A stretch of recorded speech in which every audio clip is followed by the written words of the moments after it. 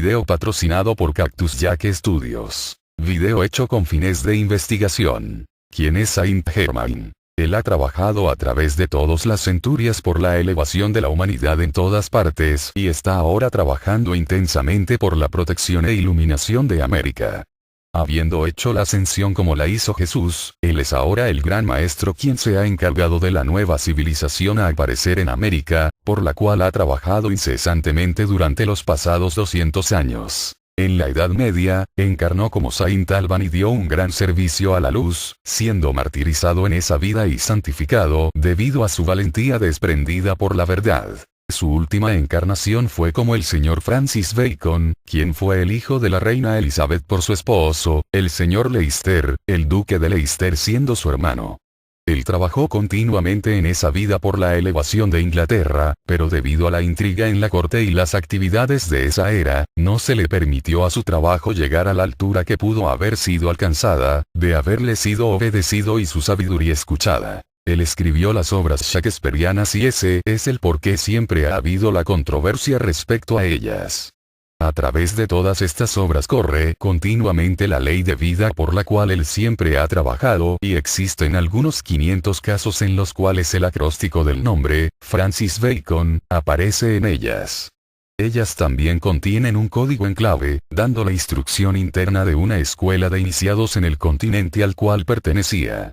Él también escribió un libro de código en clave que aún es la autoridad del mundo. El nombre, William Shakespeare, bajo el cual escribió las obras, significa que era la voluntad del yo soy que él hiciera blandir el asta de la sabiduría en la oscuridad de la ignorancia, lo cual a través de todas las centurias ha sido su actividad especial, para la bendición e iluminación de cada era en la cual escogió una encarnación. Él fue uno de los que inspiró a la gente de Oberammergau para instituir la costumbre de hacer la obra de la pasión cada 10 años, en gratitud a Dios por el alivio de las plagas y aflicciones que les habían visitado a ellos en esa localidad. Saint-Germain se iluminó y elevó su cuerpo en 1684, dejó Inglaterra y el continente durante muchos años y fue a las montañas Himalayas para trabajar en los niveles internos de conciencia. Él regresó a Europa en el cuerpo ascendido visible, tangible, justamente previo a la Revolución Francesa y la habría impedido si la gente hubiera escuchado su consejo. Pero ellos rechazaron aceptar su sabiduría y pagaron con sufrimiento por ese rechazo. Él ha trabajado por América durante los pasados 200 años y él es el maestro presidiendo bajo quien ella va a llegar al cumplimiento de su destino como el santo grial o copa de luz desde el cual el resto del mundo beberá, ahora y en el futuro. América es el corazón de este planeta y, como el corazón, ella debe ser protegida e iluminada, si el cuerpo va a sobrevivir. América debe ser el suministro de luz para el resto de la Tierra, hasta que los cambios, que van a venir, hayan traído orden y paz para el balance de la humanidad. El servicio de Saint-Germain es dado por el flujo de su luz y amor a la gente de América y el mundo y también a través de su cooperación consciente con los maestros ascendidos, la hueste angélica y la legión de la luz, porque estos son seres muy reales tangibles cuyo amor, luz y poder trascienden todos los conceptos humanos.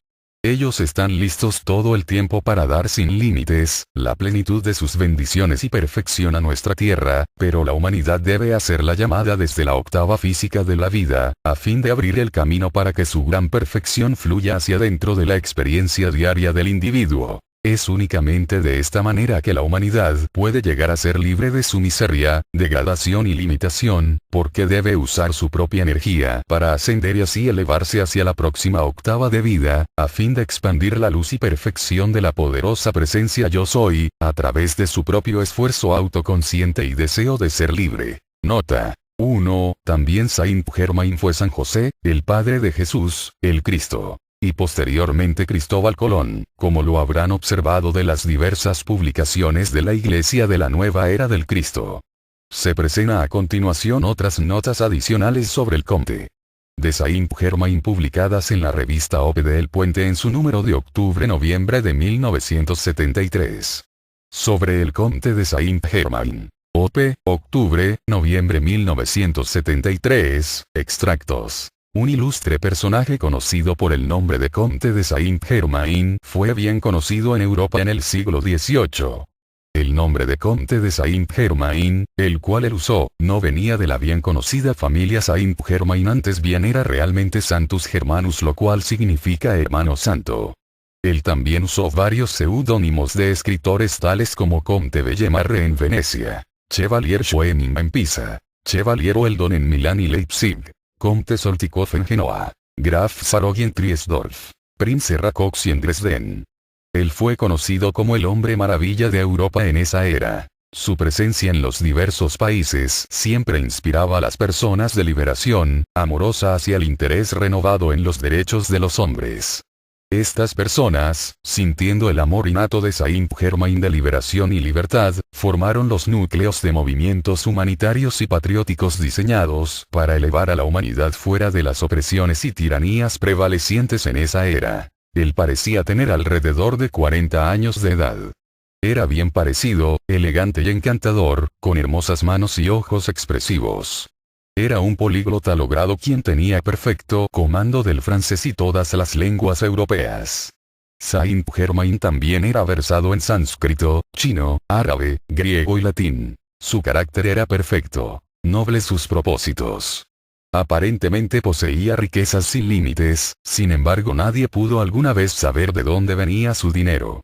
No mantenía cuenta bancaria, no recibía remesas de dinero en efectivo de sus beneficiarios y rechazaba ofrendas de presentes y beneficios hechos por el rey de Francia, Luis XV y otras cabezas coronadas de Europa, quienes recibían su consejo y asistencia. Él era muy generoso, ayudando al enfermo y al pobre, fundando hospitales en París y en otras partes. Tuvo una gran influencia para él, bien en las vidas de muchas personas famosas y bien conocidas. Desde 1737 hasta 1742 Saint-Germain estuvo en la corte del Shah de Persia ocupado en investigación alquímica. Él fue un alquimista de gran reputación, además de un maestro y místico. Anton Mesmer admitió que Saint-Germain era su instructor, como lo fue del Conte di Cagliostro. Saint-Germain tuvo influencia y fundó muchas sociedades secretas, entre ellas los Caballeros de la Luz e Iluminados. Él fue el fundador de la masonería y estableció la Orden Rosacruz. En relatos tomados de los diarios de la corte de Francia, está registrado que en 1743 un extranjero, enormemente rico, juzgando por sus joyas magnificentes, justamente había llegado a Versalles. De dónde él había venido nadie era capaz de enterarse. Él estuvo en Inglaterra durante la Revolución Jacobita. Se afirma que le acompañó al general Clive a la India en 1735. A su retorno a París, a Saint-Germain se le acreditó la realización de muchos de los tan llamados milagros. La condesa de Gergi, embajadora en Venecia, era la receptora de un elixir que ella afirmaba conservaba la vida en su cuerpo más allá de su periodo asignado. Saint-Germain amalgamaba piedras preciosas y hacía que las perlas crecieran. También quitaba defectos de los diamantes. Un día cuando Casanova visitó a Saint-Germain en su laboratorio, Saint-Germain tomó una moneda de plata de Casanova y se la regresó en unos pocos momentos como oro puro. Él residía a menudo, en Schleswig-Holstein, donde él y Charles D.S. seguían el estudio de la ciencia espiritual. Saint-Germain era un gran amigo del rey Luis XV y de Madame Pompadour. El rey le dio a él un apartamento en el castillo de Chambord y Saint-Germain pasaba muchas noches allí con la familia real. Él no comía carne, no bebía licor y, de hecho, nadie jamás lo vio comer. Cuando se le ofrecía refrigerio él los rechazaba. Aquellos alrededor estaban tan absortos con sus conversaciones interesantes que su plato vacío pasaba sin ser notado. El 6 de octubre de 1789, Saint-Germain advirtió a Marie Antoinette de la muerte inminente, la ruina de los Borbones y del surgimiento de Napoleón. Él trató de aconsejar a la reina y al rey acerca de la conspiración para derrocar el gobierno. Si ellos hubieran escuchado su consejo, hubieran impedido sus muertes en la guillotina durante la Revolución Francesa. En 1758, en un ataque repentino sobre la armada francesa, el Comte de Rochambeau jugó un papel importante realizando los planes de Saint-Germain. Saint-Germain y Rochambeau trabajaron juntos en la corte de Francia previo a la Revolución Francesa. La reconstrucción de las instituciones militares de Francia se continuó, de la cual el Comte de Rochambeau, como inspector, era el trabajador jefe. Esta amistad capacitó a Saint-Germain, en una fecha posterior, para asegurar la asistencia de Rochambeau en la causa de la libertad americana. En 1760 Saint-Germain fue enviado por Luis XV a La Haya en una misión diplomática delicada.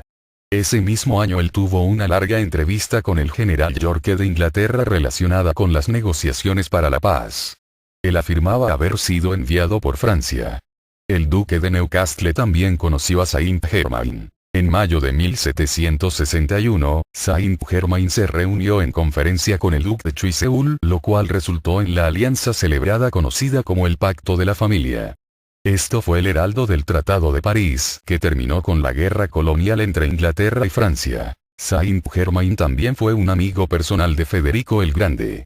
Aquí él hizo familiaridad con el general von Steuben, lo cual capacitó posteriormente a Saint-Germain, para alistar la excelencia militar de von Steuben a favor de la Armada Americana. Mientras estuvo comprometido en Europa, Saint-Germain también estuvo trabajando por la libertad y liberación de América. Uno puede ver su espíritu y mano guiadora detrás de los esfuerzos que la capacitaron para obtener su liberación. Saint-Germain fue conocido personalmente por Benjamin Franklin, quien estuvo sirviendo a los intereses de América en París, y por el general Washington y Lafayette. Él estuvo en St. Petersburg en 1782, donde jugó un papel importante en la revolución que colocó a Catherine la Grande sobre el trono de Rusia. Teorías acerca del nacimiento, nacionalidad y muerte de Saint-Germain son variadas y han sido delineadas por muchas fuentes. Aunque los diarios y las memorias de los grandes hombres y mujeres de su tiempo hablan de él a menudo, nadie fue capaz de delinear su abolengo, su registro de nacimiento, o su desaparición misteriosa alrededor de 1790. Aún hoy, hay personas en Europa quienes se inclinan cuando se menciona su nombre. Saint-Germain también fue un gran músico. Él podía acompañar composiciones difíciles en el piano sin una partitura musical. Él también era un compositor de mérito y algunas de sus composiciones están en el Museo Británico fechadas 1740-1760. Él inspiró a Johann Strauss para escribir los waltzes que todo el mundo ama tanto. Inspiró mucho también las más grandes obras de Chopin y Tchaikovsky. En 1790, Saint-Germain confió sus planes futuros a Franz Graffer, su amigo austríaco, diciendo que él era requerido en Constantinopla, luego en Inglaterra y América para asistir en la preparación de diversos inventos, incluyendo trenes y barcos a vapor que aparecerían en el siglo siguiente. Él dijo que luego desaparecería de Europa e iría a la región de los Himalayas. En 85 años la gente lo vería de nuevo. Su siguiente aparición se registra cuando él apareció para ayudar a Helen Blavatsky a formar la Sociedad Teosófica. De nuevo ha llegado el momento en que este gran benefactor de la raza humana está apareciendo para asistir a aquellos sabios lo suficiente como para reconocer su presencia, su sabiduría, su consejo. Saint-Germain ha sido un gran protector de la humanidad durante centurias y sus apariciones son usualmente en momentos de crisis o gran necesidad. Su trabajo es más místico que político en el significado externo de la palabra. Él está de nuevo tomando parte activa en la dirección de ciertas corrientes benéficas para bendecir a la humanidad. Muchísimo se ha escrito sobre el fabuloso, enigmático, misterioso, conde Saint-Germain, el hombre maravilla que llenó el escenario europeo en los siglos XVII y XVIII. Los archivos oficiales, papeles de Estado y asuntos extranjeros de toda Europa, contienen copiosas menciones del conde, y después de su desaparición surgieron numerosas novelas y memorias. Las primeras inspiradas por el prodigioso personaje, entre las cuales se destacan como más famosas, Zanoni de Bulwer-Lytton, el conde de Montecristo de Dumas padre y la Pimpinela escarlata de la baronesa Oexy. Al conde lo rodeaban dos corrientes. Una de celos y envidia porque gozaba de la confianza y la admiración de reyes, sabios y estadistas más destacados de Europa. La otra corriente, de profundo respeto y afecto en la cual participaban las órdenes esotéricas, las sociedades secretas y las sectas ocultistas de todas partes. La primera corriente procuraba hundirlo, encarcelarlo y desterrarlo a donde fuera llegando, tildándolo de traidor cuando más, de charlatán cuando menos, sin embargo jamás fue sorprendido en la más leve traición a la confianza que era depositada en él, ni sus grandes riquezas fueron jamás extraídas de aquellos con quien establecía contacto. todo esfuerzo para investigar la fuente de sus recursos, resultó infructuoso. No utilizaba ni bancos ni banqueros. Sin embargo, se movía en una esfera de crédito ilimitado, que jamás fue puesto en dudas por otros, ni abusado por él mismo. Los intentos de apresarlo fracasaron siempre. El conde se deslizaba y desaparecía misteriosamente, para reaparecer de inmediato en un país diferente. Los escritos que surgieron más tarde, y que aún existen, no logran explicar una sola palabra de los enigmas y misterios tocantes al conde, ya que todo está basado en conjeturas, suposiciones, opiniones de la conciencia humana, sin un ápice de conocimientos esotéricos o espirituales. La verdad sencilla respecto al conde Saint-Germain es que era un iluminado, un adepto, un enviado especial de la jerarquía blanca para cumplir múltiples misiones con numerosísimas obligaciones. La historia repite a ciegas que nació el 26 de mayo de 1696, hijo del último soberano de Transilvania, Ferenc II Rákóczi y la princesa Carlota Amadea de Reinfeldt, en el castillo Rákóczi en los Montes Cárpatos. Perseguido por Carlos VI, quien lo destronó, Ferenc II quiso proteger a su hijo el príncipe Rákóczi, y después de haber hecho circular la falsa noticia de la muerte del pequeño, lo envió a sus dependencias de Florencia, al cuidado de Gian Gastone, el último de los Médicis. El príncipe era un mozo muy inteligente y adelantado espiritualmente. A los 14 años se destacó en el movimiento francmasónico italiano, durante el tiempo en que seguía estudios en la Universidad de Siena. Su padre era un patriota muy querido por su pueblo. Fue desterrado en Rodostó, Turquía, donde fue rodeado por una pequeña corte hasta que murió en 1735. El príncipe acudió al lecho de muerte de su padre, y luego fue enviado por el sultán en misión diplomática a Transilvania. Poco se sabe sobre el príncipe durante esos años. La historia húngara no la trata con simpatía cuando lo llama hijo de una alemana, que nunca vivió en Hungría, que creció alejado de la tradición Rákóczi, como un extraño en el pueblo de su padre, y en ese mismo año acusa, por segunda vez, su muerte temprana. Es importante que el estudiante se percate bien de todas las aparentes contradicciones, para que vaya absorbiendo lo que la evidencia sugiere. A pesar de que se manifestaba un muchacho adelantado espiritualmente, el príncipe jamás dio ninguna prueba de las facultades que más tarde desplegó. Sin embargo, en el año 35, a la muerte de su padre, cuando lo iba a reclamar el pueblo y la corte de Hungría, comienzan ciertos manejos extraños, que pronto iban a dar que hablar, y sin explicación posible para los testigos. Por ejemplo, en los mismos momentos en que muere Ferenc II, su hijo, el príncipe Rákóczi es visto en Holanda, estableciendo contacto con Sir Loane, Rosacruz prominente y presidente de la Royal Society de Londres. Cuando el sultán lo está utilizando en Turquía, el príncipe es huésped del Shah de Persia.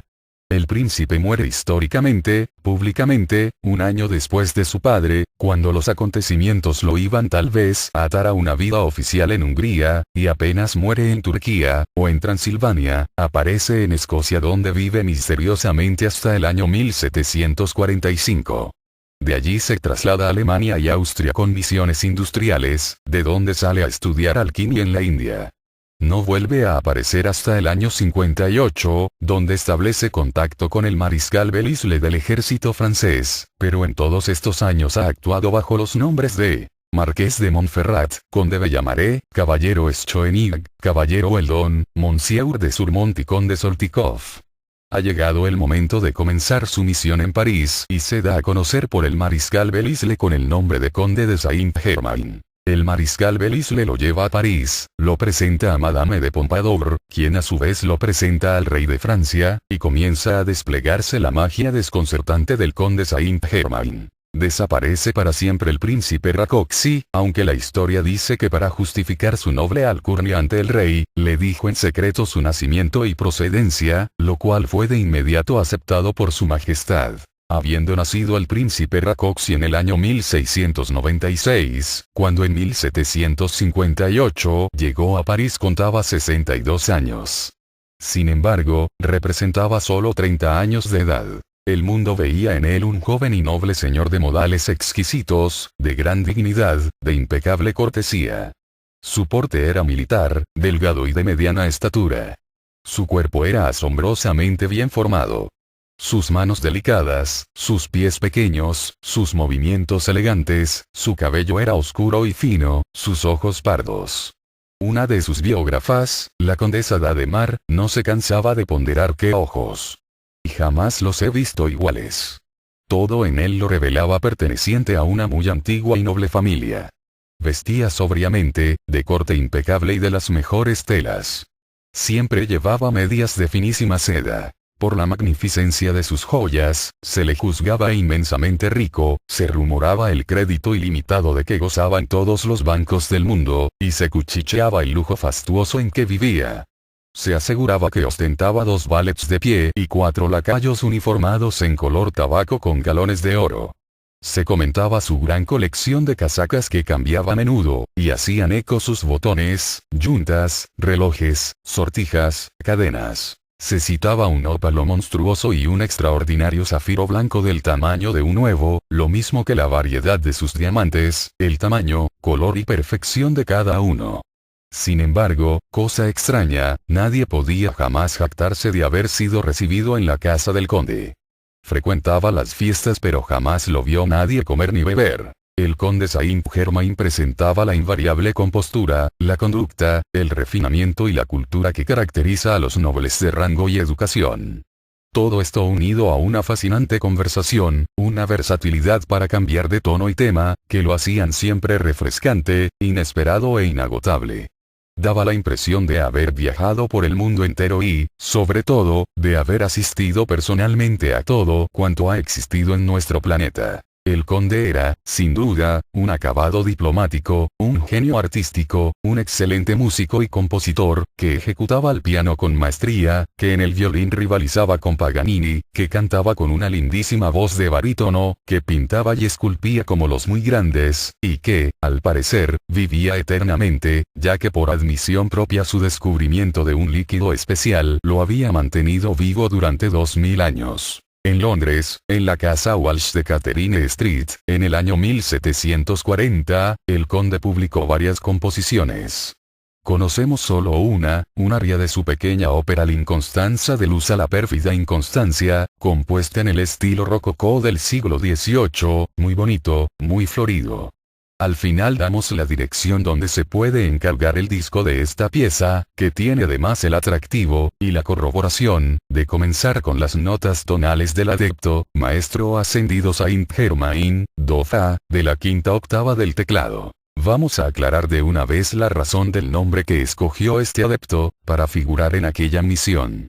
Por supuesto, no cabe duda alguna de que para que un hombre inteligente pudiera introducirse en la corte más brillante de Europa, le era indispensable un bonito nombre y título nobiliario, francés con preferencia, y auténtico.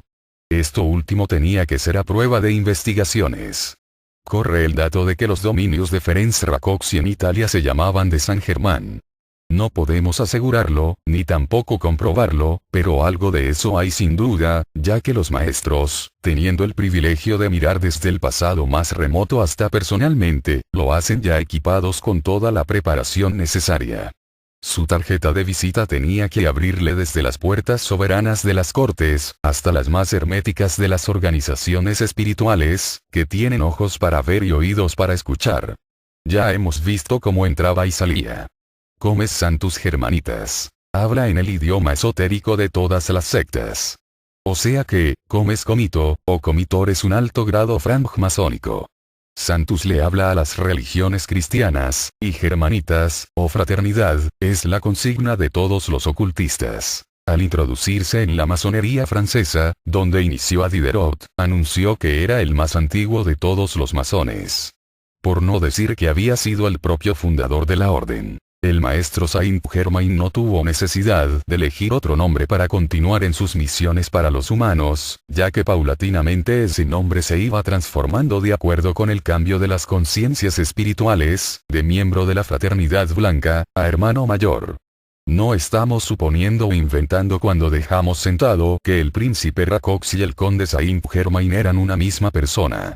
La comprobación la dieron los maestros cuando, al través de la Sociedad Teosófica, fundada por los maestros Morya y Kutumi, vino la siguiente comunicación por boca del tibetano, adepto de la Hermandad Blanca, casi un siglo después de la muerte del conde Saint Germain. El maestro que se ocupa especialmente del futuro desarrollo de Europa, y despliegue mental de América, es el maestro Rakoczy.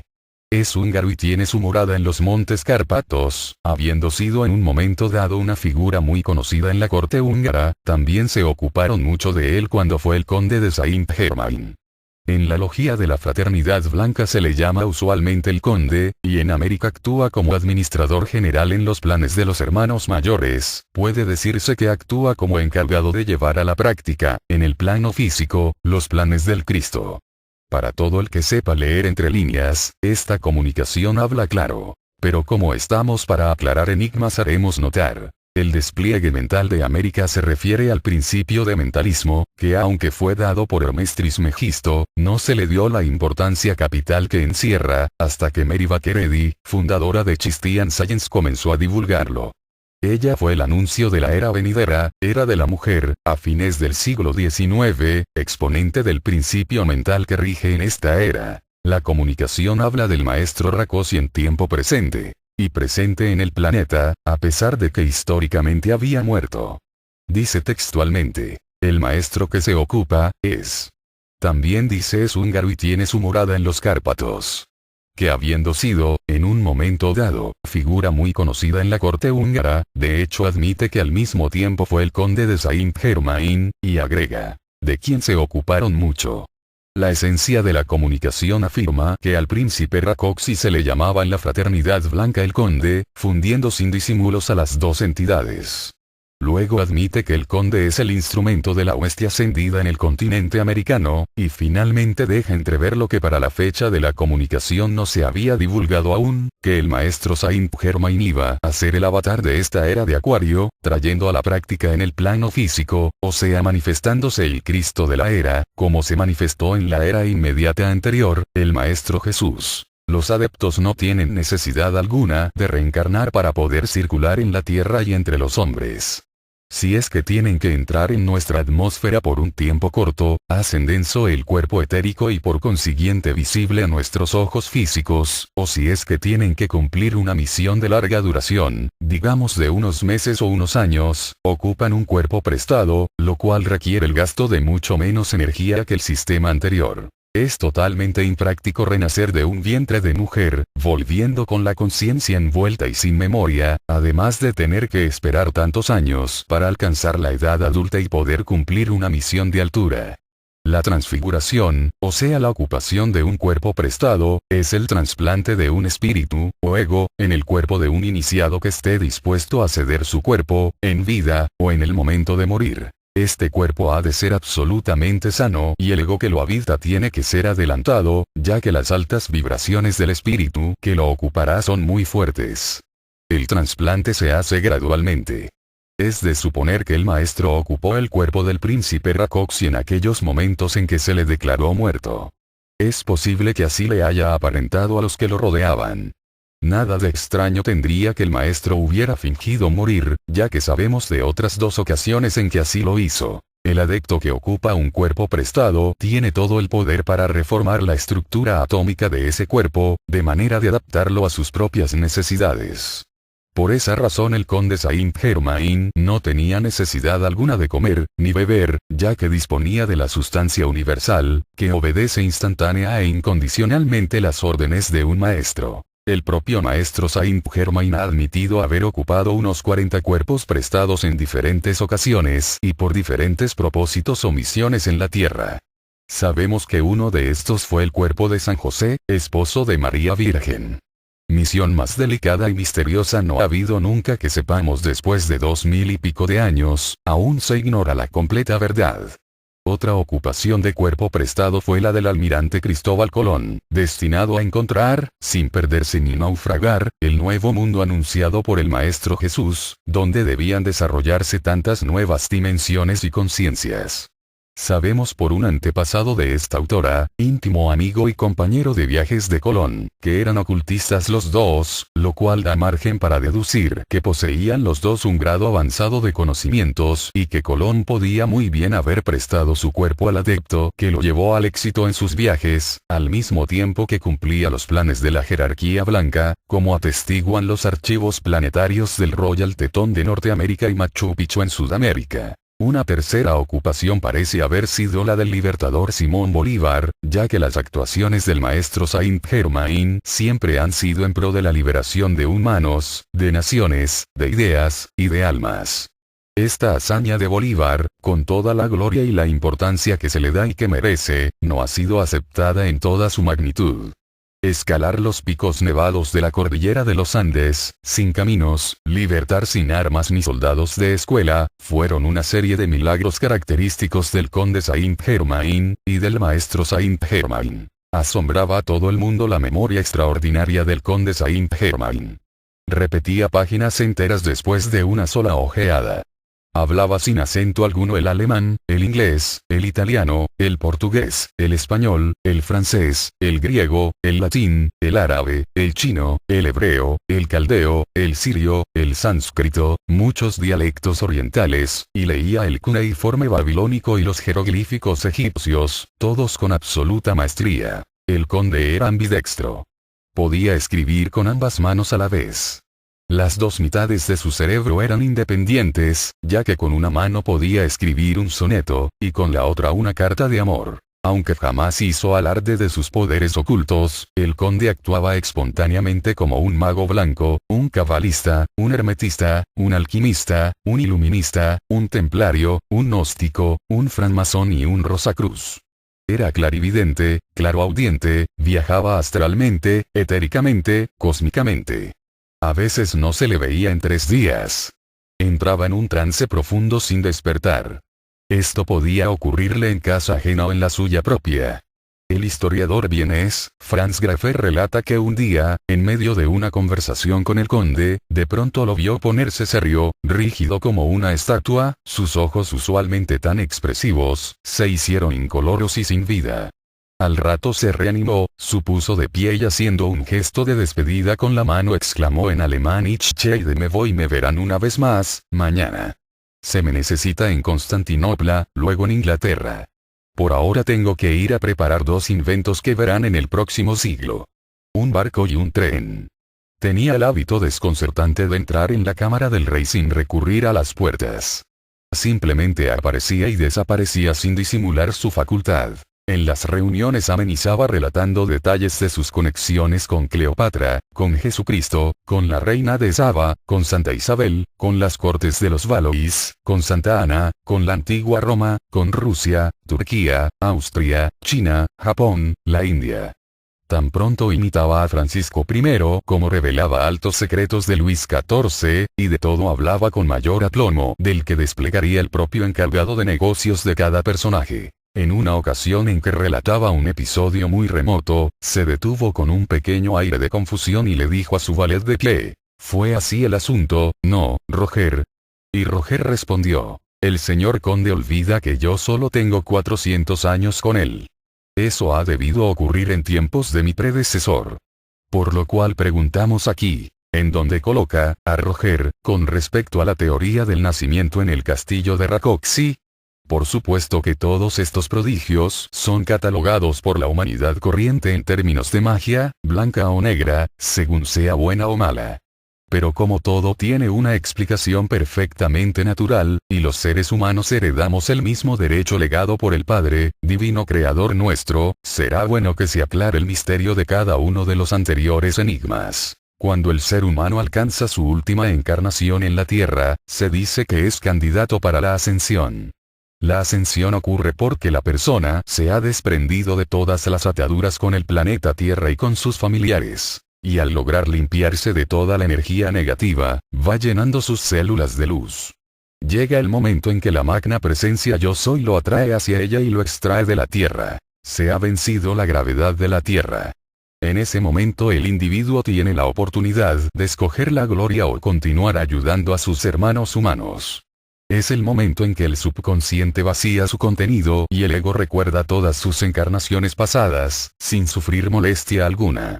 Además recupera todas sus habilidades adquiridas y todos los idiomas que habló a todo lo largo de su corriente de vida. Puede disponer de sus tesoros en el cielo, o sea de todo lo que contiene su cuerpo causal.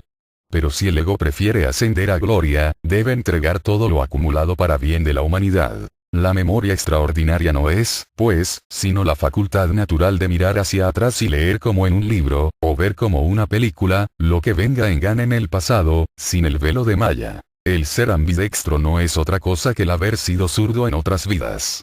Es una habilidad adquirida y por lo tanto el individuo puede escribir con ambas manos. La facultad de aparecer y desaparecer sin recurrir a las puertas, es condición de los cuerpos astral y etérico. El saber proyectarlos fuera del cuerpo físico se puede lograr con estudio y práctica. En vida del cuerpo físico este se deja dormido en un lecho mientras se viaja. Ayuda mucho el saber primeramente, que al solo pensar en un lugar o en una persona, se está allí o con ella. En cuanto a Roger, es tal vez la prueba más consistente de que ambos estaban ocupando cuerpos prestados en aquel siglo. Roger manifestaba ser pupilo, iniciado y servidor inseparable del maestro. El landgrave Carlos de S. Cassel, duque de Schleswig, emparentado con el príncipe Rákóczi por la madre de este, la princesa de S. Rheinfels, era un ocultista muy adelantado, íntimo amigo del conde y tal vez el único que conocía toda la verdad respecto a él. La muerte del conde Saint-Germain en el castillo del duque Carlos, en Eckernförde, en Suecia, el 27 de febrero de 1784, es tan falsa como su nacimiento en Transilvania. Pero no era la primera vez que el maestro desaparecía de la circulación sin dejar tumba ni lápida, como veremos más adelante. Por algo dijo Voltaire en una carta a Federico el Grande: el conde Saint-Germain es el hombre que nunca muere y que todo lo sabe. El duque Carlos quemó todos los papeles del conde después que éste desapareció, quedando únicamente el manuscrito de la muy santa Trinosofía, único libro que dejó escrito el conde Saint-Germain. Intrigada, Blavatsky, 2 siglos después, hizo un comentario en la Sociedad Teosófica. No es absurdo que un hombre de la notoriedad de Saint-Germain haya sido enterrado sin pompa ni ceremonia, sin supervisión oficial, sin el registro policial que siempre interviene en los funerales de los hombres de rango. ¿Dónde están estos datos? No existe ni un papel que los contenga. Añádase a esta negativa, que el conde ha sido visto muchas veces después del año 1784. En una conferencia privada muy importante con la reina Catalina de Rusia, en el año 1785. Se le apareció a la princesa Lamballe momentos antes de ser decapitada. Se le apareció a Jeanne du Barry, la amante del rey, también en los momentos que esperaba en el patíbulo, en los días del terror de 1793. Que el conde de Chalons dijo haber conversado con Saint-Germain en 1788, en la Plaza San Marcos en Venecia, la noche antes que él partiera a Francia. En el siglo presente, por los años 1920, el obispo Leadbeater de la Iglesia Católica Liberal, paseando en Roma se encontró con el maestro Saint-Germain, vestido como cualquier caballero italiano y conversaron por más de una hora en el Pincio. En los libros de la Saint-Germain Foundation, titulados Misterios develados y la mágica presencia, hay múltiples ocasiones en que el maestro apareció, desapareció, convivió, conversó y enseñó a los altos personajes de la mencionada fundación. Hasta hace poco, muchas videntes aseguran haber visto al maestro Saint-Germain en sus visiones psíquicas. Pero hace algún tiempo que nadie lo ha vuelto a ver. Esto es porque le fue ofrecida una nueva ascensión a un plano mayor, donde goza de mucho más libertad para sus funciones de avatar de la era. Sin embargo, el señor Ma Chohan dijo en una comunicación muy reciente, que al maestro le hace falta el contacto con la parte física que antes tenía. La llama violeta, que antiguamente era desconocida, ahora forma parte de nuestra enseñanza porque el maestro la ha traído como regalo suyo al planeta Tierra. Esta llama era exclusivamente aplicada a los egos que estaban a punto de ascender, o sea en los retiros espirituales.